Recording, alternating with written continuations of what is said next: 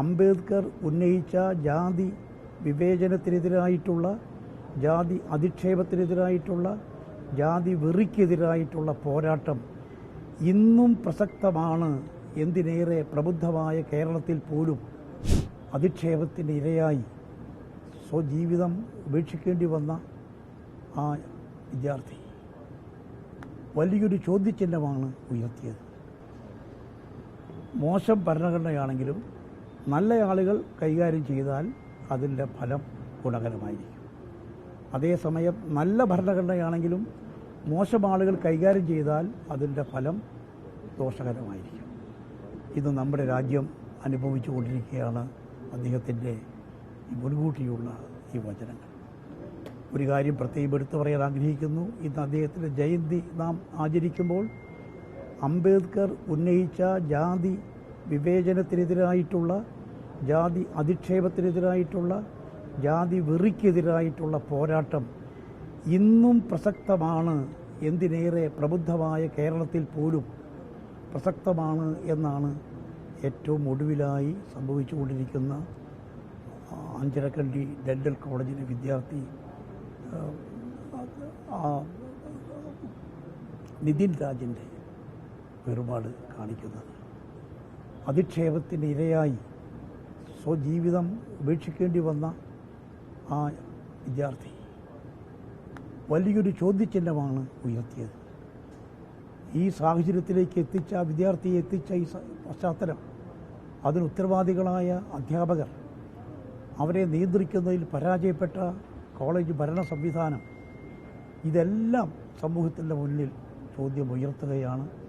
ഏതായാലും ഈ സംഭവത്തിൽ കേരളത്തെ ഞെട്ടിച്ച, നമ്മുടെ നാടിന്, കേരളത്തിന് അപമാനകരമായ തലത്തിലേക്ക് ലോകത്തിൻ്റെ മുന്നിൽ ശിരസ് കുനിക്കാൻ ഇടവരുത്തുന്ന ഈ ഒരു സാഹചര്യത്തിലേക്ക് കേരളത്തെ എത്തിച്ച ആ കുറ്റവാളികളെ മാതൃകാപരമായി ശിക്ഷിക്കേണ്ടിയിരിക്കുന്നു.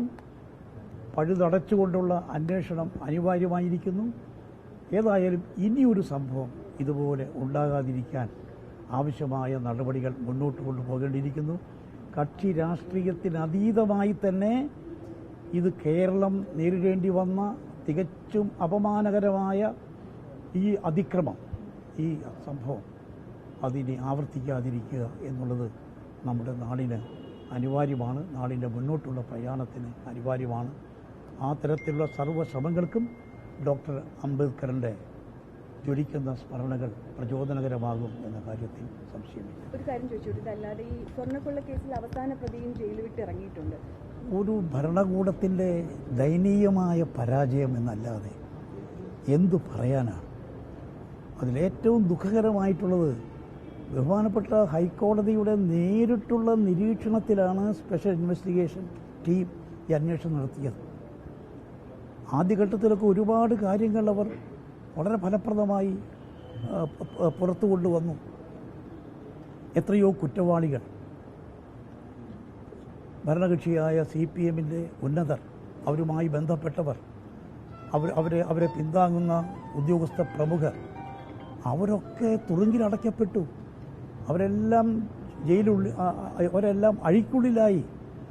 പക്ഷേ അന്വേഷണം മുന്നോട്ട് പോയാൽ അത് കൂടുതൽ തങ്ങളുടെ താല്പര്യമുള്ള ആളുകൾ, പാർട്ടി നേതാക്കൾ, ഉത്തരവാദപ്പെട്ടവർ നിയമത്തിൻ്റെ മുന്നിൽ കുടുങ്ങും, നിയമം അവരെ പിടികൂടും, അവർ തുറുങ്കിലടയ്ക്കപ്പെടുന്നു എന്ന ഒരു സ്ഥിതിവിശേഷം സംജാതമായപ്പോൾ വളരെ തന്ത്രപരമായി സമയത്തിന് യഥാസമയം കുറ്റപത്രം സമർപ്പിക്കാതെ എല്ലാവർക്കും സ്വാഭാവിക ജാമ്യം കിട്ടുന്ന തലത്തിലേക്ക് സാഹചര്യമൊരുക്കി.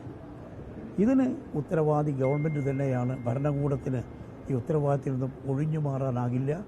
കേരളം ലോകത്തിൻ്റെ മുന്നിൽ നാണം കെട്ട ഒരവസ്ഥയിലേക്ക് എത്തിച്ച ഈ ഭരണകൂടത്തിനും അതിൻ്റെ ഉത്തരവാദപ്പെട്ടവർക്കും ചരിത്രം മാപ്പ് നൽകും എന്ന് ഞാൻ കരുതുന്നില്ല. എങ്ങനെയാണ് തെരഞ്ഞെടുപ്പ് എങ്ങനെയാണ് വിലയിരുത്തുന്നത്? തെരഞ്ഞെടുപ്പിനെ കുറിച്ച് എല്ലാവരും പറഞ്ഞ പോലെ പൊതുവെ എനിക്ക് തോന്നുന്നൊരു ഏകകണ്ഠമായൊരു അഭിപ്രായമാണ്. CPM നേതൃത്വം ചില വ്യത്യസ്ത അഭിപ്രായങ്ങൾ പറഞ്ഞെങ്കിലും കേരളം ഈ കാര്യത്തിൽ പൊതുവായ ഒരു വികാരമാണ് ഇതേവരെ പ്രകടിപ്പിച്ചിട്ടുള്ളതെന്ന് സംശയമില്ല.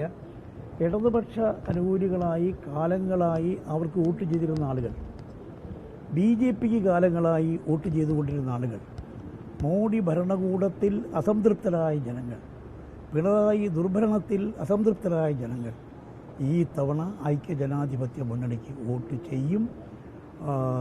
മഹാഭൂരിപക്ഷത്തോടുകൂടി ഐക്യജനാധിപത്യ മുന്നണി കേരളത്തിൽ അധികാരത്തിൽ വരും എന്ന കാര്യത്തിൽ യാതൊരു സംശയവും